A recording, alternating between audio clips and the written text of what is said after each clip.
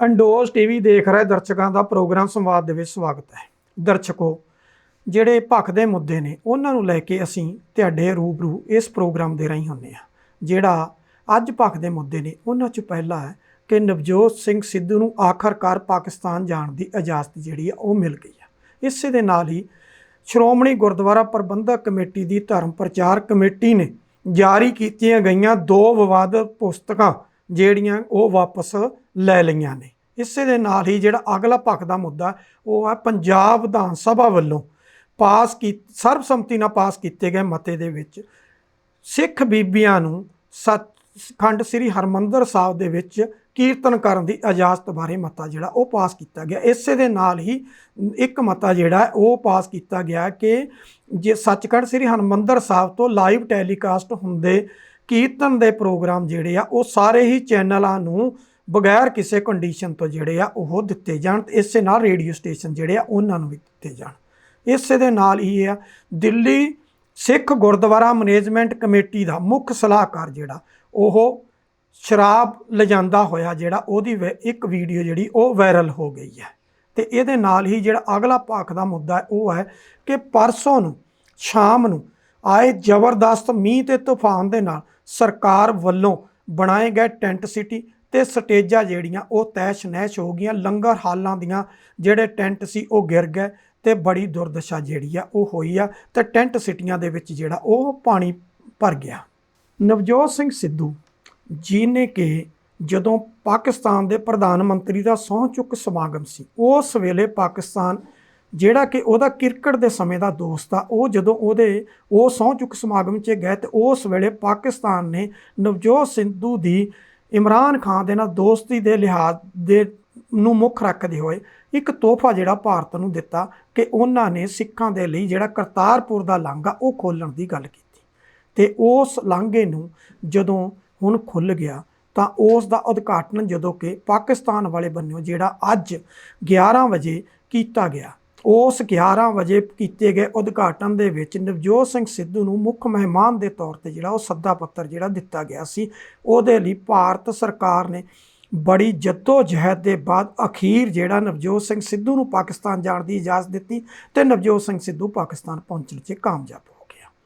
ਨਵਜੋਤ ਸਿੰਘ ਸਿੱਧੂ ਜਿਹਨੇ ਪਹਿਲਾਂ ਜਦੋਂ ਪਾਕਿਸਤਾਨ ਵੱਲੋਂ ਸੱਦਾ ਪੱਤਰ ਆਇਆ ਤਾਂ ਉਹਨੇ ਭਾਰਤ ਸਰਕਾਰ ਨੂੰ ਇੱਕ ਬੇਨਤੀ ਪੱਤਰ ਦਿੱਤਾ। ਭਾਰਤ ਸਰਕਾਰ ਨੇ ਉਹਦੇ ਤੇ ਕੋਈ ਵੀ ਪ੍ਰਤੀਕਿਰਿਆ ਜਿਹੜੀ ਉਹ ਨਹੀਂ ਦਿੱਤੀ। ਫਿਰ ਜਿਹੜਾ ਪਾਕਿਸਤਾਨ ਵੱਲੋਂ ਸੱਦਾ ਪੱਤਰ ਦਿੱਤਾ ਗਿਆ ਜਿਹਦਾ ਨੰਬਰ 001 ਸੀ, ਜਿਹਦੇ ਵੱਲੋਂ ਸਾਫ਼ ਜ਼ਾਹਰ ਸੀ ਕਿ ਜਿੰਨੇ ਵੀ ਮਹਿਮਾਨ ਸੱਦੇ ਗਏ ਨੇ ਉਹਨਾਂ 'ਚੋਂ ਨੰਬਰ 1 ਦੇ ਉੱਤੇ ਜਿਹੜਾ ਉਹ ਨਵਜੋਤ ਸਿੱਧੂ ਸੀ। ਤੇ ਨਵਜੋਤ ਸਿੰਘ ਸਿੱਧੂ ਦਾ ਉਹ ਜਿਹੜਾ ਸੱਦਾ ਪੱਤਰ ਸੀ ਉਹ ਜਦੋਂ ਉਹਨਾਂ ਨੇ ਭਾਰਤ ਦੇ ਜਿਹੜੇ ਉਹ ਐਕਸਟਰਨਲ ਅਫੇਅਰਸ ਮਿਨਿਸਟਰ ਸੀ ਉਹਨਾਂ ਨੂੰ ਜਦੋਂ ਇਹ ਨਾਲ ਐਪਲੀਕੇਸ਼ਨ ਦੇ ਭੇਜਿਆ ਤਾਂ ਉਸ 'ਤੇ ਵੀ ਉਹਨਾਂ ਨੇ ਕੋਈ ਪ੍ਰਤੀਕਿਰਿਆ ਨਹੀਂ ਦਿੱਤੀ। ਅਖੀਰ ਜਿਹੜਾ ਤੀਸਰਾ ਪੱਤਰ ਸੀ ਉਹ ਨਵਜੋਤ ਸਿੰਘ ਸਿੱਧੂ ਨੇ ਭਾਰਤ ਸਰਕਾਰ ਨੂੰ ਲਿਖਿਆ ਕਿ ਜੇ ਤੁਸੀਂ ਮੈਨੂੰ ਇਜਾਜ਼ਤ ਦੇਣਾ ਚਾਹੁੰਦੇ ਹੋ ਤਾਂ ਜੀ ਸਦਕੇ ਦਿਓ, ਮੈਂ ਕਰਤਾਰਪੁਰ ਲਾਂਘੇ ਰਾਹੀਂ ਹੀ ਕਰਤਾਰਪੁਰ ਸਾਹਿਬ ਗੁਰਦੁਆਰਾ ਸਾਹਿਬ ਜਾਣਾ ਚਾਹੁੰਦਾ, ਉੱਥੇ ਮੱਥਾ ਟੇਕਣਾ ਚਾਹੁੰਦਾ ਤੇ ਉਹਦੇ ਬਾਅਦ ਪਾਕਿਸਤਾਨ ਵੱਲੋਂ ਜਿਹਦਾ ਉਦਘਾਟਨੀ ਸਮਾਰੋਹ ਉਹਦੇ 'ਚ ਸ਼ਾਮਲ ਹੋਣਾ ਚਾਹੁੰਦਾ। ਜੇ ਤੁਸੀਂ ਉਹ ਇਜਾਜ਼ਤ ਦੇਣੀ ਆ ਤਾਂ ਦਿਓ, ਜੇ ਇੱਧਰੋਂ ਤੁਸੀਂ ਇਜਾਜ਼ਤ ਨਹੀਂ ਦੇ ਸਕਦੇ ਤਾਂ ਫਿਰ ਮੈਨੂੰ ਵਾਹਗਾ ਬਾਰਡਰ ਰਾਹੀਂ ਜਿਹੜੀ 8 ਤਰੀਕ ਨੂੰ ਪਾਕਿਸਤਾਨ ਜਾਣ ਦੀ ਇਜਾਜ਼ਤ ਦਿੱਤੀ ਜਾਵੇ। ਲੇਕਿਨ ਇਹਦੇ 'ਤੇ ਵੀ ਕੋਈ ਪ੍ਰਤੀਕਿਰਿਆ ਨਹੀਂ ਸੀ ਆ ਰਹੀ। ਸਿੱਧੂ ਦੀ ਜਿਹੜੀ ਤੀਸਰੀ ਪੱਤਰ ਸੀਗਾ ਜਿਹੜਾ ਭਾਰਤ ਸਰਕਾਰ ਨੂੰ ਲਿਖਿਆ ਗਿਆ ਉਹ 'ਚ ਬੜੀ ਸਖਤ ਸ਼ਬਦਾਵਲੀ ਦੇ ਵਿੱਚ ਲਿਖਿਆ ਗਿਆ ਕਿ ਜੇ ਤੁਸੀਂ ਮੈਨੂੰ ਇਹ ਇਜਾਜ਼ਤ ਦੇਣੀ ਆ ਤਾਂ ਦੇ ਦਿਓ ਤੇ ਮੈਂ ਵਾਪਸੀ ਜਿਹੜੀ ਉਹ ਵਾਇਆ ਕਰਤਾਰਪੁਰ ਵਾਪਸ ਆਉਣਾ ਚਾਹੁੰਦਾ। ਲੇਕਿਨ ਭਾਰਤ ਸਰਕਾਰ ਨੇ ਕਾਫੀ ਜਹਿਦ ਦੇ ਬਾਅਦ ਅਖੀਰ ਉਹਨੂੰ ਵਾਹਗਾ ਸਰਹੱਦ ਰਾਹੀਂ ਜਿਹੜਾ ਅਟਾਰੀ ਬਾਰਡਰ ਤੋਂ ਆ ਉਹ ਪਾਕਿਸਤਾਨ ਜਾਣ ਦੀ ਜਿਹੜੀ ਉਹ ਇਜਾਜ਼ਤ ਦਿੱਤੀ, ਕਿਉਂਕਿ ਭਾਰਤ ਵਾਲੇ ਬੰਨਿਓ ਅੱਜ 1 ਵਜੇ ਦੁਪਹਿਰ ਜਿਹੜਾ ਉਹ ਉਦਘਾਟਨ ਜਿਹੜਾ ਭਾਰਤ ਦੇ ਪ੍ਰਧਾਨ ਮੰਤਰੀ ਨਰਿੰਦਰ ਮੋਦੀ ਜਿਹੜੇ ਆ ਉਹ ਕਰ ਰਿਹਾ। ਨਰਿੰਦਰ ਮੋਦੀ ਅੱਜ ਸਵੇਰੇ ਅੰਮ੍ਰਿਤਸਰ ਬਾਏ ਏਅਰ ਪਹੁੰਚੇ। ਉਹਦੇ ਬਾਅਦ ਕੈਪਟਨ ਅਮਰਿੰਦਰ ਸਿੰਘ ਨੇ ਉਹਨਾਂ ਦਾ ਸਵਾਗਤ ਕੀਤਾ ਤੇ ਕੈਪਟਨ ਅਮਰਿੰਦਰ ਸਿੰਘ ਉਹਨਾਂ ਦੇ ਨਾਲ ਹੀ ਸੁਲਤਾਨਪੁਰ ਲੋਧੀ ਗੁਰਦੁਆਰਾ ਬੇਰ ਸਾਹਿਬ ਜਿਹੜਾ ਉਹ ਉੱਥੇ ਪਹੁੰਚੇ। ਉੱਥੇ ਮੱਥਾ ਟੇਕਣ ਤੋਂ ਬਾਅਦ ਕੈਪਟਨ ਅਮਰਿੰਦਰ ਸਿੰਘ ਤੇ ਉਹਨਾਂ ਨੇ ਜਿਹੜਾ ਉੱਥੇ ਕੀਰਤਨ ਜਿਹੜਾ ਉਹ ਸਰਵਣ ਕੀਤਾ ਤੇ ਉੱਥੋਂ ਬਾਅਦ ਦੇ ਵਿੱਚ ਉਹਨਾਂ ਦੀ ਰਵਾਨਗੀ ਜਿਹੜੀ ਆ ਉਹ ਡੇਰਾ ਬਾਬਾ ਨਾਨਕ ਲਈ ਹੈ, ਜਿੱਥੋਂ ਕਿ ਉਹਨਾਂ ਨੇ ਡੇਰਾ ਬਾਬਾ ਨਾਨਕ ਤੋਂ ਭਾਰਤ ਵਾਲੇ ਬੰਨਿਓ ਕਰਤਾਰਪੁਰ ਲਾਂਘੇ ਦਾ ਜਿਹੜਾ ਉਹ ਉਦਘਾਟਨ ਜਿਹੜਾ ਅੱਜ 1 ਵਜੇ ਦੁਪਹਿਰੇ ਜਿਹੜਾ ਉਹ ਭਾਰਤੀ ਸਮੇਂ ਦੇ ਅਨੁਸਾਰ ਜਿਹੜਾ ਉਹ ਹੋਣਾ। ਕਿਤੇ ਨਾ ਕਿਤੇ ਬੜੀ ਲੰਬੀ ਜਹਿਦ ਦੇ ਬਾਅਦ 70-72 ਸਾਲਾਂ ਦੀਆਂ ਅਰਦਾਸਾਂ ਦੇ ਬਾਅਦ ਗੁਰੂ ਨਾਨਕ ਨਾਮ ਲੇਵਾ ਜਿੰਨੀ ਵੀ ਸੰਗਤ ਸੀ, ਸਿੱਖਾਂ ਦੀ ਵੀ ਤੇ ਗੁਰੂ ਨਾਨਕ ਨਾਮ ਲੇਵਾ ਦੀ ਵੀ, ਜਿਹੜੀਆਂ ਪਿਛਲੇ 70 ਸਾਲ ਤੋਂ ਵੱਧ ਸਮਾਂ ਹੋ ਗਿਆ, ਕਿਉਂਕਿ 1948 ਦੇ ਵਿੱਚ ਇਹ ਅਰਦਾਸ ਜਿਹੜੀ ਸੀਗੀ, ਇਹਨੂੰ ਅਰਦਾਸ ਦੇ ਵਿੱਚ ਇਹਨੂੰ ਸ਼ਾਮਲ ਕੀਤਾ ਗਿਆ ਸੀ ਕਿ ਸ੍ਰੀ ਨਨਕਾਣਾ ਸਾਹਿਬ ਤੇ ਹੋਰ ਗੁਰਦੁਆਰੇ ਗੁਰਧਾਮ ਜਿਨ੍ਹਾਂ ਤੋਂ ਖਾਲਸਾ ਪੰਥ ਨੂੰ ਵਿਛੋੜਿਆ ਗਿਆ ਹੈ, ਉਹਦੇ ਖੁੱਲੇ ਦਰਸ਼ਨ ਦੀਦਾਰ ਦੀ ਜਿਹੜੀ ਆ ਉਹ ਆਗਿਆ ਬਖਸ਼ਣੀ।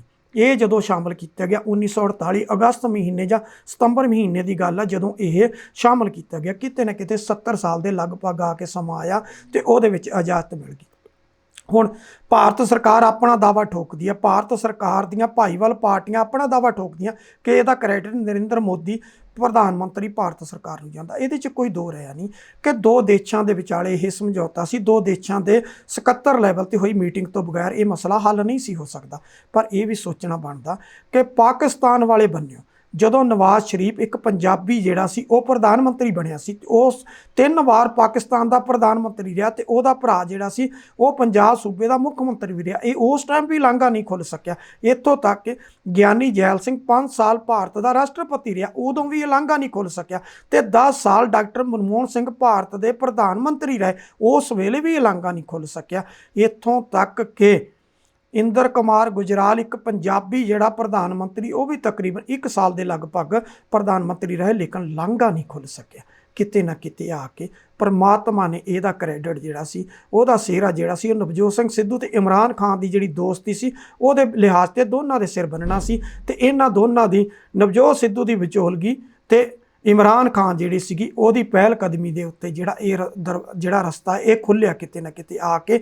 ਇਹਦਾ ਕ੍ਰੈਡਿਟ ਜਿਹੜਾ ਉਹ ਚਾਹੇ ਲੱਖ ਸਿਆਸੀ ਪਾਰਟੀਆਂ ਲੈਣ, ਲੇਕਿਨ ਲੋਕ ਮਨਾਂ ਦੇ ਵਿੱਚ ਜਿਹੜੀ ਗੱਲ ਉਹ ਬੈਠ ਚੁੱਕੀ ਆ, ਜਿਹੜੀ ਇਤਿਹਾਸ ਦਾ ਹਿੱਸਾ ਬਣ ਚੁੱਕੀ ਆ ਕਿ ਇਹਦਾ ਕ੍ਰੈਡਿਟ ਜਿਹੜਾ ਲੋਕਾਂ ਦੇ ਮਨਾਂ ਦੇ ਵਿੱਚ ਨਵਜੋਤ ਸਿੰਘ ਸਿੱਧੂ ਤੇ ਇਮਰਾਨ ਖਾਨ ਨੂੰ ਜਿਹੜਾ ਉਹ ਸਿੱਧੇ ਤੌਰ ਤੇ ਜਿਹੜਾ ਉਹ ਜਾਂਦਾ। ਤੇ ਬੜੀ ਖੁਸ਼ੀ ਵਾਲੀ ਗੱਲ ਆ ਕਿ ਇੱਕ ਉਦਘਾਟਨ ਜਿਹੜਾ ਹੋ ਗਿਆ ਤੇ ਦੂਸਰਾ ਉਦਘਾਟਨ ਜਿਹੜਾ ਭਾਰਤ ਵਾਲੇ ਬੰਨਿਓ ਉਹ ਅੱਜ ਭਾਰਤੀ ਸਮੇਂ ਅਨੁਸਾਰ 1 ਵਜੇ ਜਿਹੜਾ ਉਹ ਕੀਤਾ ਜਾਏਗਾ ਤੇ ਪਹਿਲਾ ਜਥਾ ਜਿਹੜਾ ਉਹ ਅੱਜ ਰਵਾਨਾ ਜਿਹੜਾ ਪਾਕਿਸਤਾਨ ਹੋ ਜਾਏਗਾ। ਇਸੇ ਦੇ ਨਾਲ ਹੀ ਸ਼੍ਰੋਮਣੀ ਗੁਰਦੁਆਰਾ ਪ੍ਰਬੰਧਕ ਕਮੇਟੀ ਦੀ ਧਰਮ ਪ੍ਰਚਾਰ ਕਮੇਟੀ ਨੇ 2 ਪੁਸਤਕਾਂ, ਜਿਹੜੇ ਕਿ ਸ਼੍ਰੋਮਣੀ ਗੁਰਦੁਆਰਾ ਪ੍ਰਬੰਧਕ ਕਮੇਟੀ ਦੇ ਇੱਕ ਸਾਬਕਾ ਸਕੱਤਰ ਜਿਹੜੇ ਕਿ ਅਜੇ 1 ਮਹੀਨਾ ਪਹਿਲਾਂ ਹੀ ਰਿਟਾਇਰ ਹੋਏ ਨੇ, ਬਲਵਿੰਦਰ ਸਿੰਘ ਜੌੜਾ ਸਿੰਘਾ, ਉਹਨਾਂ ਵੱਲੋਂ 2 ਪੁਸਤਕਾਂ ਲਿਖੀਆਂ ਗਈਆਂ ਜਿਹੜੀਆਂ ਵਿਵਾਦਤ ਪਾਈਆਂ ਗਈਆਂ। ਉਹ ਦੋਨੋਂ ਪੁਸਤਕਾਂ ਸੀ, ਪਹਿਲੀ ਪੁਸਤਕ ਸੀਗੀ ਸਤਿਗੁਰੂ ਨਾਨਕ ਪ੍ਰਗਟਿਆ ਤੇ ਦੂਸਰੀ ਸੀ ਸ਼੍ਰੀ ਗੁਰੂ ਨਾਨਕ ਦੇਵ ਜੀ ਦਾ ਮੂਲ ਮੰਤਰ ਉਚਾਰਨ ਬਾਰੇ। ਇਹ ਦੋਨੋਂ ਪੁਸਤਕਾਂ ਵਿਵਾਦਤ ਪਾਈਆਂ। ਬੜੀ ਹਾਸੋਹੀਣੀ ਸਥਿਤੀ ਆ ਕਿ ਸ਼੍ਰੋਮਣੀ ਗੁਰਦੁਆਰਾ ਪ੍ਰਬੰਧਕ ਕਮੇਟੀ ਦਾ ਸਕੱਤਰ ਲੈਵਲ ਦਾ ਅਧਿਕਾਰੀ ਜਿਹੜਾ ਕਿ 1 ਮਹੀਨਾ ਪਹਿਲਾਂ ਅਜੇ ਸੇਵਾ ਮੁਕਤ ਹੋਇਆ ਆਪਣੀ ਸਰਵਿਸ ਪੂਰੀ ਕਰਕੇ, ਉਹਦੇ ਵੱਲੋਂ ਲਿਖੀਆਂ ਗਈਆਂ ਦੋਨੋਂ ਹੀ ਪੁਸਤਕਾਂ ਵਿਵਾਦਤ ਪਾਈਆਂ ਗਈਆਂ। ਤੇ ਇਹਨਾਂ ਪੁਸਤਕਾਂ ਦੀਆਂ ਤਕਰੀਬਨ 10,000 ਤੋਂ ਵੱਧ ਕਾਪੀਆਂ ਜਿਹੜੀਆਂ ਉਹ ਵਿਕ ਚੁੱਕੀਆਂ ਨੇ। ਉਹਦੇ ਬਾਅਦ ਜਦੋਂ ਇਹਦਾ ਵਿਵਾਦ ਖੜਾ ਹੋਇਆ ਤਾਂ ਅਜੈਬ ਸਿੰਘ ਅਭਿਆਸੀ ਜਿਹੜੇ ਧਰਮ ਪ੍ਰਚਾਰ ਕਮੇਟੀ ਦੇ ਮੈਂਬਰ ਨੇ, ਉਹਨਾਂ ਨੇ ਇਹ ਪੁਸਤਕਾਂ ਵਾਪਸ ਲੈਣ ਦਾ ਜਿਹੜਾ ਐਲਾਨ ਕਰ ਦਿੱਤਾ। ਤੇ ਇਸੇ ਦੇ ਨਾਲ ਹੀ ਉਹਨਾਂ ਅਕਾਲ ਤਖਤ ਸਾਹਿਬ ਦੇ ਜਥੇਦਾਰ ਨੂੰ ਅਪੀਲ ਕੀਤੀ ਕਿ ਇਹ ਦੋਨੋਂ ਵਿਵਾਦਤ ਪੁਸਤਕਾਂ ਨੇ, ਸ਼੍ਰੋਮਣੀ ਗੁਰਦੁਆਰਾ ਪ੍ਰਬੰਧਕ ਕਮੇਟੀ ਹਰਕਤ 'ਚ ਆਈ ਤੇ ਇਹ ਪੁਸਤਕਾਂ ਜਿੰਨੀਆਂ ਮਾਰਕੀਟ 'ਚ ਵਿਕ ਚੁੱਕੀਆਂ ਉਹਨਾਂ ਨੂੰ ਛੱਡ ਕੇ ਜਿਹੜੀਆਂ ਬਚੀਆਂ ਉਹਨਾਂ ਸਾਰੇ ਦੀਆਂ ਸਾਰੀਆਂ ਜਿਹੜੀਆਂ ਸੀ ਉਹਨਾਂ ਨੂੰ ਵਾਪਸ ਲੈ ਲਿਆ। ਕਿਤੇ ਨਾ ਕਿਤੇ ਸ਼੍ਰੋਮਣੀ ਗੁਰਦੁਆਰਾ ਪ੍ਰਬੰਧਕ ਕਮੇਟੀ ਦੀ ਧਰਮ ਪ੍ਰਚਾਰ ਕਮੇਟੀ ਉਹ ਵੀ ਕਿਤੇ ਨਾ ਕਿਤੇ ਬਹੁਤ ਵੱਡੀਆਂ ਕੁਤਾਹੀਆਂ ਜਿਹੜੀਆਂ ਉਹ ਕਰ ਜਾਂਦੀ। ਇਹ ਕੁਛ 1999 'ਚ ਖਾਲਸਾ ਪੰਥ ਦੇ 300 ਸਾਲਾ ਜਨਮ ਦਿਹਾੜੇ ਦੇ ਸਮੇਂ ਵੀ ਇਹੀ ਕੁਛ ਹੋਇਆ ਸੀ। ਬਹੁਤ ਸਾਰੀਆਂ ਪੁਸਤਕਾਂ ਸੀ, ਸ਼੍ਰੋਮਣੀ ਗੁਰਦੁਆਰਾ ਨੇ ਪ੍ਰਬੰਧਕ ਕਮੇਟੀ ਇੱਕ ਟਾਰਗੇਟ ਲੈ ਲੈਂਦੀ ਕਿ ਇੰਨੇ 100 ਪੁਸਤਕ ਜਿਹੜੀ ਆ ਉਹ ਅਸੀਂ ਇਸ ਦਿਹਾੜੇ ਤੇ ਜਿਹੜੀ ਆ ਉਹ ਪ੍ਰਕਾਸ਼ਿਤ ਕਰਨੀ ਆ, ਲੇਕਿਨ ਉਹਦਾ ਏਜੰਡਾ ਉਹ ਨਹੀਂ ਪੜ੍ਹਿਆ ਜਾਂਦਾ। ਉਹਦੇ ਵਿੱਚ ਅੰਕਿਤ ਕੀ ਕੀਤਾ ਗਿਆ, ਕੀ ਉਹ ਸਿੱਖ ਇਤਿਹਾਸ ਨੂੰ ਉਹਦੇ 'ਚ ਤੋੜ ਮਰੋੜ ਕੇ ਤਾਂ ਨਹੀਂ ਪੇਸ਼ ਕੀਤਾ ਗਿਆ। ਇਹ ਸਾਰੇ ਜਿਹੜੇ ਘਟਨਾਕ੍ਰਮ ਨੇ ਉਹਨਾਂ ਨੂੰ ਉਸ ਵੇਲੇ ਦੇਖਦੇ ਨਹੀਂ, ਲੇਕਿਨ ਜਦੋਂ ਇਹ ਪੁਸਤਕਾਂ ਜਿਹੜੀਆਂ ਇਹ ਛਪਣ ਤੋਂ ਪਹਿਲਾਂ ਜਿਹੜੀਆਂ ਪੜ੍ਹੀਆਂ ਜਾਣੀਆਂ ਚਾਹੀਦੀਆਂ ਸੀ, ਪਹਿਲੀ ਕਾਪੀ ਆਉਣ ਤੇ ਉਹਦਾ ਐਨਾਲਿਸਿਸ ਕੀਤਾ ਜਾਂਦਾ, ਉਹਨੂੰ ਚੰਗੀ ਤਰ੍ਹਾਂ ਨਾਲ ਪੜ੍ਹਿਆ ਜਾਂਦਾ ਤੇ ਜੇ ਉਹਦੇ 'ਚ ਕੋਈ ਵਿਵਾਦ ਸੀ ਤੇ ਉਹਨੂੰ ਵਾਪਸ ਕੀਤਾ ਜਾਂਦਾ, ਉਹ ਸੋਧ ਕਰਕੇ ਦੁਬਾਰਾ ਛਪੇ ਜਾਂਦੇ। ਪਰ ਬਦਕਿਸਮਤੀ ਮਾਰਕੀਟ 'ਚ ਆ ਗਈਆਂ। ਮਾਰਕੀਟ 'ਚ ਆ ਕੇ ਜਦੋਂ ਆਮ ਸੰਗਤ ਦੇ ਹੱਥਾਂ 'ਚ ਗਈਆਂ, ਸੰਗਤ ਨੇ ਉਹ 'ਚ ਵਾਵੇਲਾ ਕੀਤਾ ਤਾਂ ਫਿਰ ਸ਼ਰਮੋ ਸ਼ਰਮੀ ਜਿਹੜਾ ਸੀ ਸ਼੍ਰੋਮਣੀ ਗੁਰਦੁਆਰਾ ਪ੍ਰਬੰਧਕ ਕਮੇਟੀ ਦੀ ਧਰਮ ਪ੍ਰਚਾਰ ਕਮੇਟੀ, ਜਿਹਦਾ ਕਿ ਮੁੱਖ ਕੰਮ ਹੀ ਹੈ ਇਹ ਪੁਸਤਕਾਂ ਜਿਹੜੀਆਂ ਇਹਨਾਂ ਦੀ ਸਿਫਾਰਿਸ਼ ਕਰਨੀ ਤੇ ਇਹਨਾਂ ਦੀ ਛਪਾਈ ਕਰਵਾਉਣੀ ਤੇ ਇਹ ਅੱਗੇ ਮਾਰਕੀਟ 'ਚ ਵਿਕਣ ਲਿਖਣ ਦੇ ਲਈ ਜਿਹੜੀਆਂ ਭੇਜਣੀਆਂ, ਜਦੋਂ ਕਿ ਪੁਸਤਕਾਂ ਫ੍ਰੀ 'ਚ ਵੰਡੀਆਂ ਜਾ ਰਹੀਆਂ ਸੀ। ਪਰ ਫ੍ਰੀ 'ਚ ਉਹ ਵੰਡੀਆਂ ਜਾ ਰਹੀਆਂ ਸੀ ਕਿ ਮੂਲ ਮੰਤਰ ਦਾ ਉਚਾਰਨ ਜਿਹੜਾ ਉਹ ਸਾਰਿਆਂ ਨੂੰ ਹੀ ਪਤਾ ਕਿ ਗੁਰੂ ਨਾਨਕ ਦੇਵ ਜੀ ਨੇ ਜਿਹੜਾ ਸੀਗਾ ਇਹ ਮੂਲ ਮੰਤਰ ਦਾ ਉਚਾਰਨ ਜਿਹੜਾ ਉਹ ਸੰਤ ਘਾਟ ਆਪਣਾ ਸੁਲਤਾਨਪੁਰ ਲੋਧੀ ਸੰਤ ਘਾਟ ਵਿਖੇ ਕੀਤਾ ਸੀ ਕਿ ਕਿਤੇ ਨਾ ਕਿਤੇ ਉਹਦੇ ਵਿੱਚ ਕੋਤਾਹੀ ਵਰਤੀ ਗਈ। ਹੁਣ ਸ਼੍ਰੋਮਣੀ ਗੁਰਦੁਆਰਾ ਪ੍ਰਬੰਧਕ ਕਮੇਟੀ ਵੱਲੋਂ ਉੱਥੇ ਇੱਕ ਬੋਰਡ ਵੀ ਲਿਖ ਕੇ ਲਗਾਇਆ ਗਿਆ ਜਿਹਦੇ ਤੇ ਲਿਖਿਆ ਗਿਆ ਕਿ ਗੁਰੂ ਨਾਨਕ ਦੇਵ ਜੀ ਨੇ ਮੂਲ ਮੰਤਰ ਦਾ ਉਚਾਰਨ ਜਿਹੜਾ ਉਹ ਸੰਤ ਘਾਟ ਵਿਖੇ ਸੁਲਤਾਨਪੁਰ ਲੋਧੀ ਵਿਖੇ ਕੀਤਾ। ਸ਼ਾਇਦ ਜੇ ਪੁਸਤਕ ਵਿਵਾਦਨ ਨਾ ਹੁੰਦੀ ਤੇ ਉੱਥੇ ਬੋਰਡ ਲਾਉਣ ਦੀ ਵੀ ਜ਼ਰੂਰਤ ਨਾ ਪੈਂਦੀ ਤੇ ਇੱਕ ਸੰਗਤ ਦੇ ਲਈ ਇਸ 550 ਸਾਲਾ ਜਿਹੜਾ ਅਸੀਂ ਸ਼ਤਾਬਦੀ ਮਨਾ ਰਹੇ ਹਾਂ, ਇਹ ਜਨਮ ਗੁਰਪੁਰਬ ਜਿਹੜਾ ਅਸੀਂ ਗੁਰੂ ਸਾਹਿਬ ਦਾ ਮਨਾ ਰਹੇ ਹਾਂ, ਉਹਦੇ ਤੇ ਸ਼ਾਇਦ ਚੰਗਾ ਇੱਕ ਮੈਸੇਜ ਆਉਂਦਾ।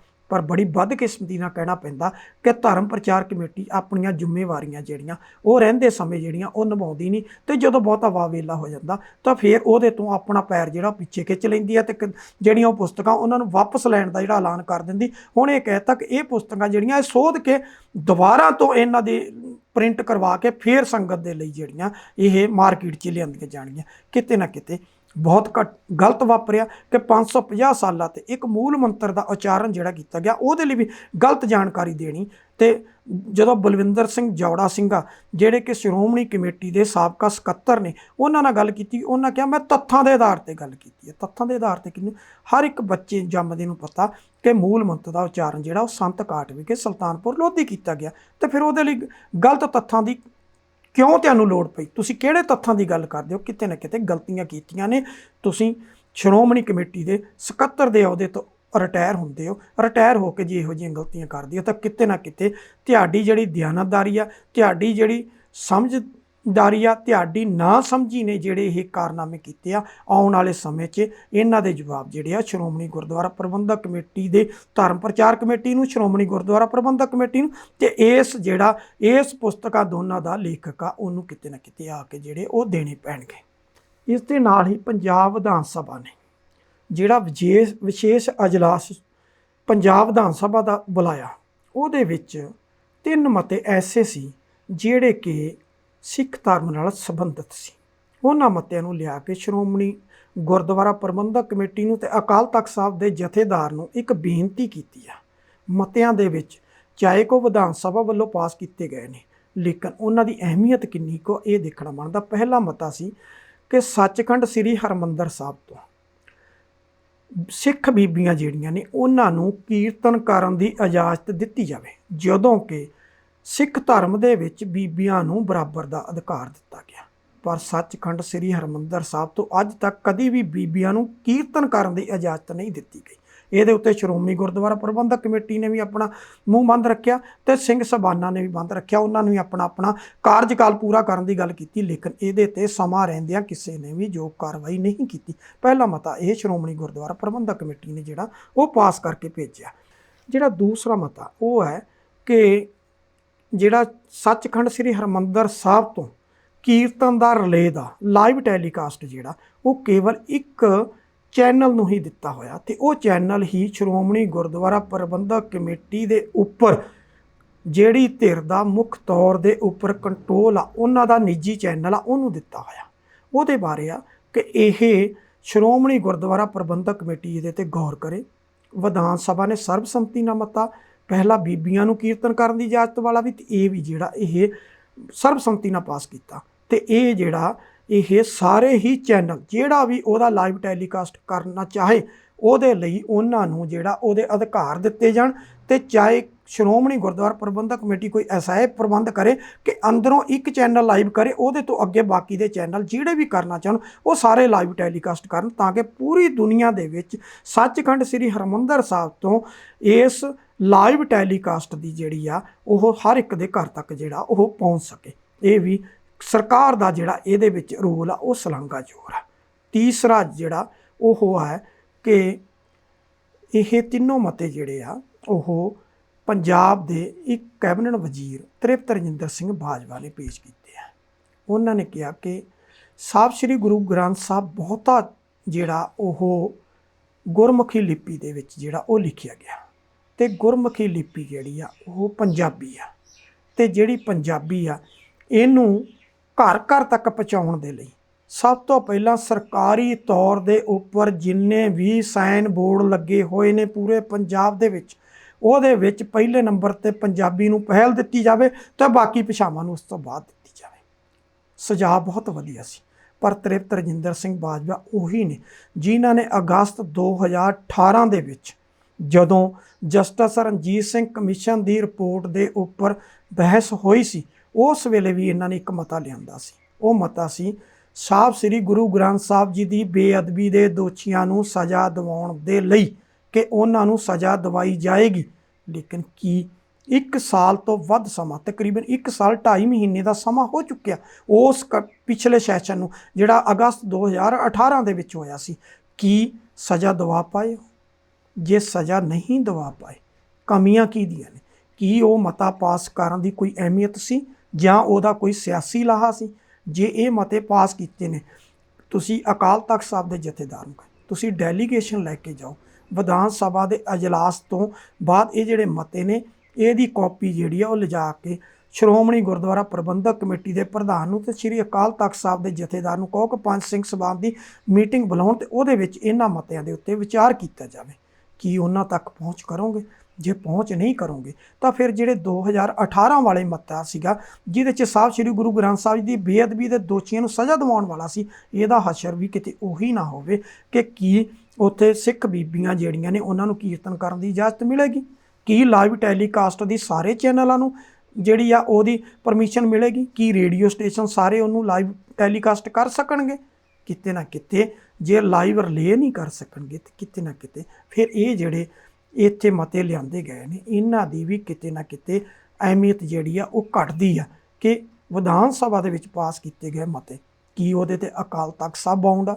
ਕੀ ਉੱਤੇ ਸ਼੍ਰੋਮਣੀ ਗੁਰਦੁਆਰਾ ਪ੍ਰਬੰਧਕ ਕਮੇਟੀ ਬਾਉਂਡ ਆ? ਉਹ ਕਹਿ ਦੇਣਗੇ ਕਿ ਇਹ ਸਾਡਾ ਪਰਸਨਲ ਆ, ਇਹ ਸਿੱਖ ਕੌਮ ਦਾ ਮਸਲਾ। ਲੇਕਿਨ ਜਿਹੜੀ ਵਿਧਾਨ ਸਭਾ ਉਹ ਪੂਰੇ ਦੀ ਪੂਰੇ ਸਟੇਟ ਦੀ ਆ, ਇਸ ਕਰਕੇ ਸਾਡੀ ਮਰਜ਼ੀ, ਅਸੀਂ ਕਿਸੇ ਨੂੰ ਅਧਿਕਾਰ ਦਈਏ ਨਾ ਦਈਏ, ਉਹ ਇਹ ਕਹਿ ਕੇ ਵੀ ਇਹਦੇ ਤੋਂ ਪੱਲਾ ਝਾੜ ਦੇਣਗੇ। ਕਿਤੇ ਨਾ ਕਿਤੇ ਲੱਗਦਾ ਨਹੀਂ ਕਿ ਇਹਦੇ ਤੇ ਕੋਈ ਕਾਰਵਾਈ ਹੋਏਗੀ। ਪਰ ਚੰਗੀ ਗੱਲ ਆ ਕਿ ਵਿਧਾਨ ਸਭਾ ਨੇ ਮਤੇ ਪਾਸ ਕੀਤੇ, ਪਰ ਚੰਗੇ ਇਹ ਹੁੰਦੇ ਕਿ ਜਿਹੜਾ 2018 ਦੇ ਵਿੱਚ ਮਤਾ ਪਾਸ ਕੀਤਾ ਸੀ, ਜੇ ਉਹਦੇ ਉੱਤੇ ਕੋਈ ਕਾਰਵਾਈ ਹੋਈ ਹੁੰਦੀ, ਜੋ ਕਾਰਵਾਈ ਹੁੰਦੀ, ਤੇ ਅੱਜ ਇਹ ਮਤੇ ਜਿਹੜੇ ਸੀ ਇਹਨਾਂ ਦੇ ਉੱਤੇ ਵੀ ਕੋਈ ਨਾ ਕੋਈ ਉਮੀਦ ਰੱਖੀ ਜਾ ਸਕਦੀ ਸੀ। ਚਲੋ ਫਿਰ ਵੀ 550 ਸਾਲਾਂ ਤੇ ਇਹ ਜੇ ਮੰਗ ਉੱਠੀ ਆ ਤੇ ਆਉਣ ਵਾਲਾ ਸਮਾਂ ਜਿਸ ਤਰ੍ਹਾਂ ਕਰਤਾਰਪੁਰ ਲਾਂਘਾ ਖੋਲ੍ਹਿਆ, ਇਸੇ ਤਰ੍ਹਾਂ ਹੋ ਸਕਦਾ ਕਿ ਸਿੱਖ ਬੀਬੀਆਂ ਨੂੰ ਤੇ ਸਾਰੇ ਹੀ ਜਿਹੜੇ TV ਚੈਨਲ ਨੇ ਉਹਨਾਂ ਨੂੰ ਜਿਹੜੇ ਸਮਝਣ ਕਿ ਉਹਨਾਂ ਨੇ ਲਾਈਵ ਟੈਲੀਕਾਸਟ ਕਰਨਾ, ਉਹਨਾਂ ਨੂੰ ਜੇ ਇਜਾਜ਼ਤ ਮਿਲ ਜਾਏ ਤਾਂ ਬਹੁਤ ਵਧੀਆ ਇੱਕ ਸੁਨੇਹਾ ਜਿਹੜਾ ਉਹ ਜਾਣ ਦੀ ਜਿਹੜੀ ਉਮੀਦ ਕੀਤੀ ਜਾ ਸਕਦੀ ਹੈ। ਦਿੱਲੀ ਗੁਰਦੁਆਰਾ ਮੈਨੇਜਮੈਂਟ ਕਮੇਟੀ ਦਾ ਮੁੱਖ ਸਲਾਹਕਾਰ ਪਰਮਜੀਤ ਸਿੰਘ ਝੰਡੋਕ ਇੱਕ ਠੇਕੇ ਤੋਂ ਸ਼ਰਾਬ ਦੀ ਬੋਤਲ ਲਿਜਾਂਦੇ ਹੋਏ ਦੀ ਵੀਡੀਓ ਵਾਇਰਲ ਹੋ ਗਈ। ਜਿਸ ਨੇ ਵੀਡੀਓ ਬਣਾਈ ਉਹਨਾਂ ਨੇ ਠੇਕੇ ਤੋਂ ਲਿਜਾਂਦੇ ਹੋਏ ਦੀ ਵੀਡੀਓ, ਉਸ ਤੋਂ ਬਾਅਦ ਉਹ ਜਿਸ ਗੱਡੀ 'ਚ ਬੈਠਾ ਉਹ ਦਿੱਲੀ ਗੁਰਦੁਆਰਾ ਮੈਨੇਜਮੈਂਟ ਕਮੇਟੀ ਦੀ ਧਰਮ ਪ੍ਰਚਾਰ ਦੀ ਗੱਡੀ ਆ, ਜਿਹਦੇ ਤੇ 550 ਸਾਲਾ ਪ੍ਰਕਾਸ਼ ਪੁਰਬ ਨੂੰ ਮੁੱਖ ਰੱਖ ਕੇ ਸਟicker ਵੀ ਲੱਗੇ ਹੋਏ ਨੇ, ਬਹੁਤ ਵੱਡੀ ਉਹਦੇ ਤੇ ਉਹ ਸਟicker ਲੱਗੇ ਹੋਏ ਨੇ। ਔਰ ਇਸ ਤੋਂ ਵੀ ਅਗਲੀ ਜਿਹੜੀ ਸ਼ਰਮ ਵਾਲੀ ਗੱਲ ਆ ਉਹ ਇਹ ਆ ਕਿ ਉਹਦੇ ਵਿੱਚ ਇੱਕ ਲੜਕੀ ਵੀ ਬੈਠੀ ਹੈ। ਜਦੋਂ ਇਹ ਵੀਡੀਓ ਬਣਾਉਣ ਵਾਲੇ ਨੇ ਜਾ ਕੇ ਉਹ ਠੇਕੇ ਦੇ ਉੱਤੇ ਦੁਬਾਰਾ ਕਨਫਰਮ ਕੀਤਾ, ਉਹਨਾਂ ਨੂੰ ਤਸਵੀਰ ਦਿਖਾਈ ਤੇ ਉਹਨਾਂ ਕਿਹਾ ਹਾਂਜੀ ਇਹੀ ਸਾਡੇ ਤੋਂ ਇਹ ਬੋਤਲ ਜਿਹੜੀ ਆ ਉਹ ਸ਼ਰਾਬ ਦੀ ਲੈ ਕੇ ਗਿਆ। ਕਿੱਧਰ ਨੂੰ ਜਾ ਰਹੇ ਆ? ਇੱਥੇ ਹੀ ਨਹੀਂ, ਠੇਕੇ ਦੇ ਮਾਲਕ ਨੇ ਇਹ ਵੀ ਕਿਹਾ, ਉੱਥੇ ਜਿਹੜੇ ਕਰਿੰਦੇ ਸੀ ਉਹਨਾਂ ਨੇ ਕਿਹਾ ਇਹ ਤਾਂ ਹਰ ਰੋਜ਼ ਰਾਤ ਨੂੰ ਲੈਣ ਆਉਂਦਾ। ਹੁਣ ਦਿੱਲੀ ਗੁਰਦੁਆਰਾ ਮੈਨੇਜਮੈਂਟ ਕਮੇਟੀ ਦਾ ਮੁੱਖ ਸਲਾਹਕਾਰ ਜਿਹੜਾ ਦਿੱਲੀ ਗੁਰਦੁਆਰਾ ਮੈਨੇਜਮੈਂਟ ਕਮੇਟੀ ਦੇ ਪ੍ਰਧਾਨ ਮਨਜਿੰਦਰ ਸਿੰਘ ਸਿਰਸਾ ਦਾ ਖਾਸਮ ਖਾਸ ਆ, ਉਹਦੇ ਵੱਲੋਂ ਸ਼ਰਾਬ ਦੀ ਬੋਤਲ ਲੈ ਕੇ ਜਾਂਦੇ ਹੋਣਾ ਤੇ ਜਾ ਕੇ ਦਿੱਲੀ ਗੁਰਦੁਆਰਾ ਮੈਨੇਜਮੈਂਟ ਕਮੇਟੀ ਦੀ ਧਰਮ ਪ੍ਰਚਾਰ ਗੱਡੀ ਦੇ ਵਿੱਚ ਬੈਠਣਾ ਤੇ ਉਹਦੇ ਵਿੱਚ ਇੱਕ ਲੜਕੀ ਦੇ ਬੈਠਣਾ ਹੋਣਾ, ਉਹ ਵੀ ਰਾਤ ਦੇ ਸਮੇਂ 'ਚ ਕਿਤੇ ਨਾ ਕਿਤੇ ਸਵਾਲ ਖੜੇ ਕਰਦਾ ਕਿ ਇਹਦੇ ਤੇ ਅਕਾਲ ਤਖਤ ਸਾਹਿਬ ਪੰਜ ਸਿੰਘ ਸਭਾਨ ਕੋਈ ਜੋ ਕਾਰਵਾਈ ਕਰਨਗੇ ਜਾਂ ਦਿੱਲੀ ਗੁਰਦੁਆਰਾ ਮੈਨੇਜਮੈਂਟ ਕਮੇਟੀ ਜਿਹਦਾ 3 ਦਿਨ ਤੋਂ ਮੂੰਹ ਬੰਦ ਆ, ਕੀ ਉਹ ਇਹਦੇ ਤੇ ਕੋਈ ਜੋ ਕਾਰਵਾਈ ਕਰਨਗੇ? ਮਨਜਿੰਦਰ ਸਿੰਘ ਸਿਰਸਾ ਜਿਹੜੀ ਨਿੱਕੀ ਗੱਲ ਤੇ ਸੋਸ਼ਲ ਮੀਡੀਆ ਤੇ 1 ਮਿੰਟ 'ਚ ਲਾਈਵ ਹੋ ਜਾਂਦਾ, ਲੇਕਿਨ 3 ਦਿਨ ਤੋਂ ਉਹਨੇ ਆਪਣਾ ਮੂੰਹ ਖੋਲਣ ਦੀ ਜਿਹੜੀ ਆ ਉਹ ਹਿੰਮਤ ਨਹੀਂ ਕੀਤੀ। ਕਿਤੇ ਨਾ ਕਿਤੇ ਦਿੱਲੀ ਗੁਰਦੁਆਰਾ ਮੈਨੇਜਮੈਂਟ ਕਮੇਟੀ ਕਸੂਤੀ ਫਸ ਗਈ। ਸ਼੍ਰੋਮਣੀ ਗੁਰਦੁਆਰਾ ਪ੍ਰਬੰਧਕ ਕਮੇਟੀ ਨੇ ਉੱਤੇ ਮੂੰਹ ਨਹੀਂ ਖੋਲ੍ਹਿਆ, ਸ਼੍ਰੋਮਣੀ ਅਕਾਲੀ ਦਲ ਨੇ ਉਹਦੇ ਤੇ ਮੂੰਹ ਨਹੀਂ ਖੋਲ੍ਹਿਆ, ਇੱਥੋਂ ਤੱਕ ਕਿ ਅਕਾਲ ਤਖਤ ਸਾਹਿਬ ਦੇ ਜਥੇਦਾਰ ਤੇ ਬਾਕੀ ਸਿੰਘ ਸਭਾਨ ਨੇ ਵੀ ਉਹਦੇ ਤੇ ਕੋਈ ਐਕਸ਼ਨ ਨਹੀਂ ਲਿਆ। ਕਿਤੇ ਨਾ ਕਿਤੇ ਸਾਰੇ ਦੇ ਸਾਰੇ ਬੈਕਫੁੱਟ ਤੇ ਆ ਗਏ ਨੇ ਕਿ ਇਹ ਭਾਣਾ ਵਾਪਰਿਆ ਕੀ ਆ, ਇਹਦਾ ਜਵਾਬ ਕੀ ਦੇਣਾ। ਉਹਦਾ ਜਵਾਬ ਦੇਣ ਲਈ ਕੋਈ ਰਸਤਾ ਕੱਢਿਆ ਜਾ ਰਿਹਾ ਹੋਏਗਾ, ਜਾਂ ਕੱਲ ਨੂੰ ਫੇਕ ਵੀਡੀਓ ਕਹਿ ਕੇ ਜਾਂ ਕੋਈ ਨਾ ਕੋਈ ਹੋਰ ਰਸਤਾ ਕੱਢ ਕੇ ਆਪਣੇ ਆਪ ਨੂੰ ਜਿਹੜਾ ਉਹਦੇ ਤੋਂ ਬਚਣ ਦੀ ਜਿਹੜੀ ਆ ਉਹ ਕੋਸ਼ਿਸ਼ ਜਿਹੜੀ ਆ ਉਹ ਕੀਤੀ ਜਾਏਗੀ। ਪਰਸੋਂ ਸ਼ਾਮ ਨੂੰ ਜ਼ੋਰਦਾਰ ਬਾਰਿਸ਼ ਜਿਹੜੀ ਅੰਮ੍ਰਿਤਸਰ, ਸੁਲਤਾਨਪੁਰ ਲੋਧੀ ਤੇ ਗੁਰਦਾਸਪੁਰ ਹੋਈ। ਉਸ ਬਾਰਿਸ਼ ਨੇ ਸੁਲਤਾਨਪੁਰ ਲੋਧੀ ਦੀ ਟੈਂਟ ਸਿਟੀ ਜਿਹੜੀ ਆ 1 ਨੰਬਰ ਜਿਹੜੀ ਆ ਉਹਨੂੰ ਪੂਰਾ ਤਹਿਸ਼ ਨਹਿਸ਼ ਕਰ ਦਿੱਤਾ। ਇੱਥੋਂ ਤੱਕ ਕਿ ਪੂਰੀ ਰਾਤ ਉਹਦੇ 'ਚ ਲਾਈਟ ਬੰਦ ਰਹੀ। ਸਾਰੇ ਦੇ ਸਾਰੇ ਟੈਂਟ ਸਿਟੀ ਦੇ ਵਿੱਚ ਬਣਾਏ ਹੋਏ ਕਮਰੇ ਜਿਹੜੇ ਆ ਉਹਨਾਂ 'ਚ ਪਾਣੀ ਭਰ ਗਿਆ, ਲਾਈਟ ਬਿਲਕੁਲ ਬੰਦ ਹੋ ਗਈ, ਔਰ ਜਿੰਨੇ ਮੈਟ ਵਿਛੇ ਸੀ ਉਹਨਾਂ ਦੇ ਉੱਪਰ ਦੀ ਪਾਣੀ ਚੱਲ ਰਿਹਾ ਸੀ। ਐਡੀ ਹਾਲਤ ਸੀ ਕਿ ਡਿਪਟੀ ਕਮਿਸ਼ਨਰ ਕਪੂਰਥਲਾ ਨੂੰ ਖੁਦ ਮੌਕੇ 'ਤੇ ਜਾ ਕੇ ਹਾਲਾਤ ਦਾ ਜਾਇਜ਼ਾ ਲੈਣਾ ਪਿਆ। ਲੇਕਿਨ ਲੋਕਾਂ ਦੀ ਦੁਰਦਸ਼ਾ ਬਹੁਤ ਬੁਰੀ ਹੋਈ ਪਈ ਸੀ। ਕਿਤੇ ਨਾ ਕਿਤੇ ਸਰਕਾਰ ਵੱਲੋਂ ਰਹਿੰਦੇ ਸਮੇਂ ਗਲਤ ਸੀ, ਤੁਸੀਂ ਟੈਂਟ ਸਿਟੀ ਬਣਾਇਆ, ਤੁਹਾਨੂੰ ਇਹ ਵੀ ਪਤਾ ਕਿਤੇ ਮੌਸਮ ਖਰਾਬ ਵੀ ਹੋ ਸਕਦਾ, ਤੇ ਤੁਸੀਂ ਇਹਨੇ ਜਗ੍ਹਾ ਘੱਟੋ ਘੱਟ ਜਿਹੜੇ ਵਾਟਰਪ੍ਰੂਫ ਸੀਗੇ ਉਹ ਟੈਂਟ ਲਾਉਂਦੇ, ਤੇ ਵਾਟਰਪ੍ਰੂਫ ਹੁੰਦੇ ਘੱਟੋ ਘੱਟ ਅੰਦਰ ਤਾਂ ਬਚਦਾ, ਬਾਹਰਲੇ ਬੰਨੇ ਪਾਣੀ ਦੀ ਨਿਕਾਸੀ ਕੀਤੀ ਜਾ ਸਕਦੀ। ਤੁਸੀਂ ਖੇਤਾਂ ਦੇ ਵਿੱਚ ਜਿਹੜੇ ਟੈਂਟ ਸਿਟੀ ਬਣਾਏ ਨੇ, ਇਹ ਤਾਂ ਤੁਹਾਨੂੰ ਪਤਾ ਹੋਣਾ ਚਾਹੀਦਾ ਸੀ ਜੇ ਮੌਸਮ ਇਹਨਾਂ ਦਿਨਾਂ 'ਚ ਖਰਾਬ ਹੋਵੇ ਤਾਂ ਕਿਸ ਕਦਰ ਬੇਕਦਰੀ ਹੋਏਗੀ। ਔਰ ਇਹਦੇ ਨਾਲ ਹੀ ਹਜੂਰ ਸਾਹਿਬ ਵਾਲੇ ਸੰਤਾਂ ਵੱਲੋਂ ਲਗਾਇਆ ਗਿਆ ਲੰਗਰ, ਜਿਹਦੇ ਵਿੱਚ ਜਿੱਥੇ ਦਾਲ ਤੇ ਪ੍ਰਸ਼ਾਦੇ ਦਾ ਲੰਗਰ ਸੀ ਉਹ ਤਾਂ ਬਚਿਆ, ਲੇਕਿਨ ਜਿੱਥੇ 버ਗਰ, ਪੀਜ਼ਾ ਤੇ ਬਾਕੀ ਲੰਗਰ ਸੀ ਉੱਧਰਲਾ ਬੰਨਾ ਸਾਰਾ ਹੀ ਤਹਿਸ਼ ਨਹਿਸ਼ ਹੋਇਆ। ਕਿਤੇ ਨਾ ਕਿਤੇ ਨਾਕਾਮੀ ਜਿਹੜੀ ਆ ਉਹ ਪ੍ਰਬੰਧਾਂ ਦੇ ਵਿੱਚ ਸਾਹਮਣੇ ਆਈ ਆ। ਇਹਦੇ ਨਾਲ ਹੀ ਸੁਲਤਾਨਪੁਰ ਲੋਧੀ ਦੇ ਵਿੱਚ ਰੇਲਵੇ ਸਟੇਸ਼ਨ, ਜਿੱਥੇ ਹਰਸਿਮਰਤ ਕੌਰ ਬਾਦਲ ਨੇ ਰੇਲਵੇ ਸਟੇਸ਼ਨ ਦਾ ਉਦਘਾਟਨ ਕੀਤਾ, ਰੇਲਵੇ ਸਟੇਸ਼ਨ ਦੇ ਵਿੱਚ ਜਿਹੜੀ ਉਹਦੀ ਰੈਨੋਵੇਸ਼ਨ ਕੀਤੀ ਗਈ, ਜਿਹੜਾ ਉਹਦੇ 'ਚ ਵਾਧਾ ਕੀਤਾ ਗਿਆ, ਉਹਦਾ ਹਰਸਿਮਰਤ ਕੌਰ ਬਾਦਲ ਨੇ ਜਿਹੜਾ ਸੀਗਾ ਉਹ ਉਦਘਾਟਨ ਕੀਤਾ। ਲੇਕਿਨ ਉਦਘਾਟਨ ਕਰਨ ਤੋਂ ਬਾਅਦ ਹਰਸਿਮਰਤ ਕੌਰ ਬਾਦਲ ਦੇ ਸਵਾਗਤ ਲਈ ਲਾਇਆ ਗਿਆ ਗੇਟ ਜਿਹੜਾ ਉਹ ਗਿਰ ਗਿਆ, ਜਿਹਦੇ ਵਿੱਚ 6 ਵਿਅਕਤੀ ਫੱਟੜ ਹੋ ਗਏ, ਉਹਦੇ 'ਚ ਪੁਲਿਸ ਮੁਲਾਜ਼ਮ ਵੀ ਨੇ। ਕਿੰਨੀ ਹਾਸੋਹੀਣੀ ਗੱਲ ਆ। ਇੱਕ ਗੁਰੂ ਦੇ ਸਿੱਖ ਨਿਮਾਣੇ ਸਿੱਖ ਵਜੋਂ ਆ ਕੇ ਤੁਸੀਂ ਉਦਘਾਟਨ ਕਰ ਜਾਂਦੇ, ਕਿੰਨਾ ਚੰਗਾ ਹੁੰਦਾ। ਤੁਹਾਡੇ ਸਵਾਗਤ ਲਈ ਸਵਾਗਤੀ ਗੇਟ ਬਣਾਏ ਗਏ, ਤੇ ਸਵਾਗਤੀ ਗੇਟ ਜਿਹੜੇ ਸੀ ਉਹ ਕਿਤੇ ਨਾ ਕਿਸੇ ਇਸ ਪੂਰੇ ਪ੍ਰੋਗਰਾਮਾਂ ਦੀ ਜਿਹੜੀ ਸੀਗੀ ਉਹਦੇ ਤੇ ਕ੍ਰੈਡਿਟ ਲੈਣ ਦੀ ਜਿਹੜੀ ਗੱਲ ਸੀ ਉਹ ਕੀਤੀ ਜਾ ਰਹੀ ਸੀ। ਇਸ ਕਰਕੇ ਕਿਤੇ ਨਾ ਕਿਤੇ ਜਿਹੜਾ ਉਹ ਗੇਟ ਗਿਰਿਆ, ਉਸ ਗੇਟ ਨਾਲ ਜਿਹੜੀਆਂ 6 ਵਿਅਕਤੀ ਜਿਹੜੇ ਫੱਟੜ ਹੋਏ ਨੇ ਉਹਦਾ ਜਵਾਬ ਕੌਣ ਦੇਗਾ। ਇਸੇ ਗੱਲ ਇੱਥੇ ਨਹੀਂ ਰੁਕੀ। ਪੰਜਾਬ ਸਰਕਾਰ ਵੱਲੋਂ ਡੇਰਾ ਬਾਬਾ ਨਾਨਕ ਦੀ ਧਰਤੀ ਤੇ ਬਣਾਏ ਗਏ ਟੈਂਟ ਸਿਟੀ, ਜਿੱਥੇ ਤਕਰੀਬਨ 3500 ਦੇ ਲਗਭਗ ਜਿਹੜੇ ਸੀਗੇ ਉਹ ਯਾਤਰੂਆਂ ਦੇ ਠਹਿਰਨ ਦੇ ਲਈ ਜਿਹੜਾ ਉਹ ਅਰੇਂਜ ਕੀਤਾ ਗਿਆ ਸੀ, ਤੇ ਉੱਥੇ ਬਣਾਈ ਗਈ ਸਟੇਜ, ਉੱਥੇ ਜਿਹੜੀ ਸਟੇਜ ਸੀ ਉਹ ਵੀ ਤਹਿਸ਼ ਨਹਿਸ਼ ਹੋ ਗਈ। ਤੇ ਜਿਹੜੇ ਕੱਲ੍ਹ ਦੇ ਪ੍ਰੋਗਰਾਮ ਸੀ ਉੱਥੇ ਉਹ ਸਾਰੇ ਦੇ ਸਾਰੇ ਪੰਜਾਬ ਸਰਕਾਰ ਨੂੰ ਕੈਂਸਲ ਕਰਨੇ ਪਏ। ਕੇਵਲ ਤੇ ਕੇਵਲ ਅੱਜ ਦੇ ਪ੍ਰੋਗਰਾਮ ਚੱਲਣਗੇ। ਪਹਿਲਾਂ ਪੰਜਾਬ ਸਰਕਾਰ ਨੇ ਜਿਹੜੀ ਲਿਸਟ ਜਾਰੀ ਕੀਤੀ ਸੀ ਉਹਦੇ ਮੁਤਾਬਕ ਇਹ ਸਟੇਜ ਕਹਿੰਦੇ ਸੀ ਅਸੀਂ ਸੰਤ ਸਮਾਜ ਨੂੰ ਹੈਂਡਓਵਰ ਕਰਤੀ, ਕਿਉਂਕਿ ਭਾਰਤ ਸਰਕਾਰ ਨੇ ਪੰਜਾਬ ਸਰਕਾਰ ਦੀ ਸਟੇਜ ਦੇ ਬਰਾਬਰ ਇੱਕ ਸਟੇਜ ਬਣਾ ਦਿੱਤੀ। ਜਿਹੜੀ ਉਹ ਸਟੇਜ ਬਣਾਈ ਗਈ ਸੀਗੀ, ਉਹ ਸਟੇਜ ਜਿਹੜੀ ਸੀਗੀ ਉਹਦੇ 'ਤੇ ਸਿੱਧੇ ਤੌਰ 'ਤੇ ਸ਼੍ਰੋਮਣੀ ਗੁਰਦੁਆਰਾ ਪ੍ਰਬੰਧਕ ਕਮੇਟੀ ਤੇ ਸ਼੍ਰੋਮਣੀ ਅਕਾਲੀ ਦਲ ਜਿਹੜੀ ਸੀ ਉਹਨਾਂ ਦਾ ਕਬਜ਼ਾ ਸੀ, ਤੇ ਪੰਜਾਬ ਸਰਕਾਰ ਨੇ ਉਹਨਾਂ ਦੇ ਬਰਾਬਰ ਜਿਹੜੇ ਸੀ 12 ਤਰੀਕ ਤੱਕ ਪ੍ਰੋਗਰਾਮ ਚਲਾਉਣ ਦੀ ਗੱਲ ਕੀਤੀ। ਪਰ ਓਵਰਆਲ ਉਹਦੇ 'ਤੇ ਜਿਹੜੀ ਸੰਤ ਸਮਾਜ ਨੂੰ ਪੰਜਾਬ ਸਰਕਾਰ ਵੱਲੋਂ ਸਟੇਜ ਸੰਭਾਲਣ ਦੀ ਗੱਲ ਸੀ ਉਹਦੇ ਉੱਤੇ ਕੰਟਰੋਲ ਜਿਹੜਾ ਸੀ ਉਹ ਪੰਜਾਬ ਸਰਕਾਰ ਦਾ ਸੀ। ਇਹਨਾਂ 12 ਤਰੀਕ ਤੱਕ ਉੱਥੇ ਪ੍ਰੋਗਰਾਮ ਕਰਨ ਦੀ ਜਿਹੜੀ ਉਹ ਲਿਸਟ ਜਾਰੀ ਕਰ ਦਿੱਤੀ ਸੀ ਅਲੱਗ-ਅਲੱਗ ਬੁਲਾਰਿਆਂ ਦੀ, ਉਹਨਾਂ ਕਿਹੜੇ-ਕਿਹੜੇ ਵਿਸ਼ਿਆਂ 'ਤੇ ਬੋਲਣਾ, ਈਵਨ ਕਿ ਉਹ ਬੁਲਾਰਿਆਂ 'ਤੇ ਵਿਵਾਦ ਹੋਏ। ਇੱਥੋਂ ਤੱਕ ਜਿਹੜਾ ਇਹ ਸਾਰਾ ਅਧਿਕਾਰ ਸੀ ਉਹ ਪੰਜਾਬ ਸਰਕਾਰ ਦੀ ਸਟੇਜ ਦਾ ਉਹਦਾ ਪੰਜਾਬੀ ਯੂਨੀਵਰਸਿਟੀ ਨੂੰ ਸੌਂਪੀ ਗਈ। ਪੰਜਾਬੀ ਯੂਨੀਵਰਸਿਟੀ ਨੇ ਜਿਹੜਾ ਉੱਥੇ ਨੋਡਲ ਅਧਿਕਾਰੀ ਲਾਇਆ ਉਹਦਾ ਵਾਵੇਲਾ ਹੋਇਆ।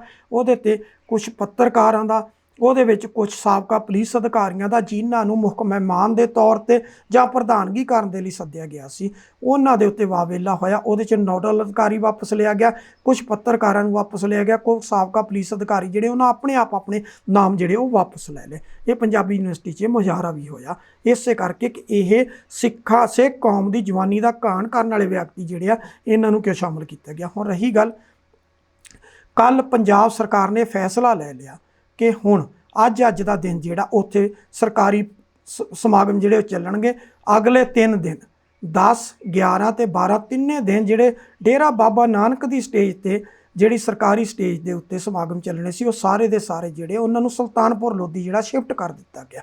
ਮਤਲਬ ਅੱਜ ਡੇਰਾ ਬਾਬਾ ਨਾਨਕ ਦੀ ਇੱਕ ਕੇਂਦਰ ਸਰਕਾਰ ਦੀ ਸਟੇਜ ਜਿਹੜੀ ਸ਼੍ਰੋਮਣੀ ਗੁਰਦੁਆਰਾ ਪ੍ਰਬੰਧਕ ਕਮੇਟੀ ਤੇ ਅਕਾਲੀ ਦਲ ਕੋਲੇ ਆ, ਤੇ ਦੂਸਰੀ ਜਿਹੜੀ ਪੰਜਾਬ ਸਰਕਾਰ ਦੀ ਅੱਜ ਦੇ ਦਿਨ ਦੇ ਉੱਤੇ ਪ੍ਰੋਗਰਾਮ ਹੋਣਗੇ। ਇਹਦੇ ਬਾਅਦ ਉੱਥੇ ਦੋਨੋਂ ਸਟੇਜਾਂ ਸਦਾ ਦੇ ਲਈ ਜਿਹੜੀਆਂ ਉਹ ਖਤਮ ਕਰ ਦਿੱਤੀਆਂ ਜਾਣਗੀਆਂ ਤੇ ਪੰਜਾਬ ਸਰਕਾਰ ਦੇ ਸਾਰੇ ਪ੍ਰੋਗਰਾਮ ਜਿਹੜੇ ਆ ਉਹ ਜਿਹੜੀ ਪੰਜਾਬ ਸਰਕਾਰ ਵੱਲੋਂ ਟੈਂਟ ਸਿਟੀ ਦੇ ਵਿੱਚ ਸਟੇਜ ਲਾਈ ਗਈ ਆ ਉਹਦੇ ਤੇ ਸਾਰੇ ਦੇ ਸਾਰੇ ਜਿਹੜੇ ਆ ਉਹ ਸ਼ਿਫਟ ਹੋ ਜਾਣਗੇ।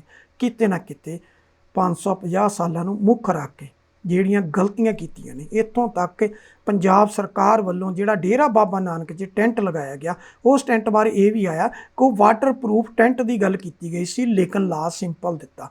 ਕਿਤੇ ਨਾ ਕਿਤੇ ਇਹਨਾਂ ਦੇ ਜਿਹੜੇ 550 ਸਾਲਾਂ ਦੇ ਉੱਤੇ ਤੁਸੀਂ ਸੰਗਤ ਨੂੰ ਮੈਸੇਜ ਕੁਝ ਦਿੱਤਾ, ਗੱਲਾਂ ਕੁਝ ਕੀਤੀਆਂ, ਲੇਕਿਨ ਉੱਥੇ ਜ਼ਮੀਨੀ ਹਕੀਕਤ ਇਸ ਤੋਂ ਬਿਲਕੁਲ ਅਲੱਗ ਸੀ। ਕਿਤੇ ਨਾ ਕਿਤੇ ਲੱਗਦਾ ਕਿ ਗੁਰੂ ਨਾਨਕ ਪਾਤਸ਼ਾਹ ਨੂੰ ਵੀ ਇਹ ਕੁਝ ਭਾਇਆ ਨਹੀਂ, ਜਿਹਦਾ ਕਰਕੇ ਤੁਸੀਂ ਅਲੱਗ-ਅਲੱਗ ਜਿਹੜੀ ਡਫਲੀ ਵਜਾਈ ਆ ਉਸ ਡਫਲੀ ਦਾ ਕਰਕੇ ਇਹ ਪਰਮਾਤਮਾ ਦਾ ਜਿਹੜੀ ਆ ਉਹਦਾ ਕੁਦਰਤ ਦਾ ਭਾਣਾ ਵਰਤਿਆ। ਕਿਤੇ ਨਾ ਕਿਤੇ ਚੰਗਾ ਹੋਵੇ ਸ਼੍ਰੋਮਣੀ ਗੁਰਦੁਆਰਾ ਪ੍ਰਬੰਧਕ ਕਮੇਟੀ, ਅਕਾਲੀ ਦਲ ਤੇ ਪੰਜਾਬ ਸਰਕਾਰ ਤੇ ਕੇਂਦਰ ਸਰਕਾਰ ਤੇ ਵਿੱਚ ਸਿੰਘ ਸਭਾਨ ਜਿਹੜੇ ਆ ਉਹ ਬੈਠ ਕੇ ਇਹਦੇ ਬਾਰੇ ਸੋਚਣ ਕਿ ਇਹ ਜੋ ਕੁਛ ਅਸੀਂ ਕੀਤਾ ਕਿਤੇ ਨਾ ਕਿਤੇ ਪਰਮਾਤਮਾ ਨੂੰ ਇਹ ਕੁਛ ਵੀ ਮਨਜ਼ੂਰ ਨਹੀਂ। ਗੁਰੂ ਨਾਨਕ ਪਾਤਸ਼ਾਹ ਵੀ ਦੇਖਦੇ ਹੋਣਗੇ ਕਿ ਮੇਰੇ ਸਿੱਖ ਜਿਸ ਤਰ੍ਹਾਂ ਮੇਰੇ ਅੰਤਮ ਦੌਰ ਦੇ ਵਿੱਚ ਜਾ ਕੇ ਜਿਸ ਤਰ੍ਹਾਂ ਹਿੰਦੂਆਂ ਤੇ ਮੁਸਲਮਾਨਾਂ ਨੇ, ਇੱਕ ਨੇ ਕਿਹਾ ਸੀ ਸਾਡਾ ਗੁਰੂ ਆ ਤੇ ਦੂਜੇ ਨੇ ਕਿਹਾ ਸੀ ਸਾਡਾ ਪੀਰ ਆ, ਤੇ ਇੱਕ ਕਹਿੰਦੇ ਸੀ ਅਸੀਂ ਸੰਸਕਾਰ ਕਰਨਾ ਤੇ ਦੂਸਰੇ ਕਹਿੰਦੇ ਅਸੀਂ ਦਫਨਾਉਣਾ। ਤੇ ਉਸ ਵੇਲੇ ਜਦੋਂ ਚਾਦਰ ਚੱਕੀ ਤੇ ਥੱਲੇ ਸਵਾਏ ਫੁੱਲਾਂ ਤੋਂ ਕੁਛ ਨਹੀਂ ਸੀ, ਤੇ ਫਿਰ ਚਾਦਰ ਦੇ ਹੀ ਦੋ ਹਿੱਸੇ ਕਰ ਲਏ ਸੀ ਕਿ ਅੱਜ ਨਾ ਹਿੰਦੂਆਂ ਦਾ ਰੌਲਾ ਨਾ ਮੁਸਲਮਾਨਾਂ ਦਾ ਰੌਲਾ, ਕੱਲਾ ਸਿੱਖਾਂ ਦਾ ਰੌਲਾ। ਤੇ ਸਿੱਖ ਕਿਸ ਕਦਰ ਉਹ ਜਿਹੜੀ ਚਾਦਰ ਆ ਉਹਨੂੰ ਲੀਰੋ ਲੀਰ ਕਰ ਰਹੇ ਆ। ਸ਼ਾਇਦ ਗੁਰੂ ਨਾਨਕ ਪਾਤਸ਼ਾਹ ਜੀ ਨੇ ਇਸੇ ਕਰਕੇ ਇਹਨਾਂ ਨੂੰ ਪਰਮਾਤਮਾ ਨੇ ਸਬਕ ਸਿਖਾਇਆ ਹੋਏਗਾ, ਇਸੇ ਕਰਕੇ ਇਹਨਾਂ ਦੀਆਂ ਸਟੇਜਾਂ ਜਿਹੜੀਆਂ ਉਹ ਤੈਸ਼ ਨੈਸ਼ ਹੋਈਆਂ ਹੋਣਗੀਆਂ ਕਿ ਸ਼ਾਇਦ ਰਹਿੰਦੇ ਸਮੇਂ ਇਹ ਕੁਛ ਨਾ ਕੁਛ ਜਿਹੜੇ ਸਿਆਣਪ ਤੋਂ ਕੰਮ ਲੈਣ। ਲੇਕਿਨ ਇਹ ਤਾਂ ਦੇਖਣ ਵਾਲਾ ਸਮਾਂ ਹੋਏਗਾ ਕਿ ਸੁਧਰਦੇ ਆ ਕਿ ਜਾਂ ਆਪਣੀ ਹੀ ਰਾਜਨੀਤੀ ਜਿਹੜੀ ਆ ਇਸੇ ਤਰ੍ਹਾਂ ਜਿਹੜੀ ਆ ਉਹ ਚਮਕਾਉਂਦੇ ਰਹਿੰਦੇ ਆ। ਸੋ ਦਰਸ਼ਕੋ, ਅੱਜ ਜਿਹੜੇ ਪੱਖ ਦੇ ਮੁੱਦੇ ਸੀ ਇਹਨਾਂ ਨੂੰ ਲੈ ਕੇ ਅਸੀਂ ਤੁਹਾਡੇ ਰੂਬਰੂ ਹੋਏ ਹਾਂ।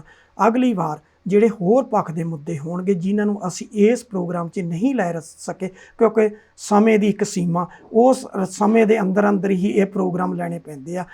ਅਗਲੀ ਵਾਰ ਉਹਨਾਂ ਮੁੱਦਿਆਂ ਨੂੰ ਲੈ ਕੇ ਫਿਰ ਤੁਹਾਡੇ ਰੂਬਰੂ ਹੋਵਾਂਗੇ। ਹੁਣ ਮੈਨੂੰ ਦਿਓ ਇਜਾਜ਼ਤ। ਸਤਿ ਸ਼੍ਰੀ ਅਕਾਲ।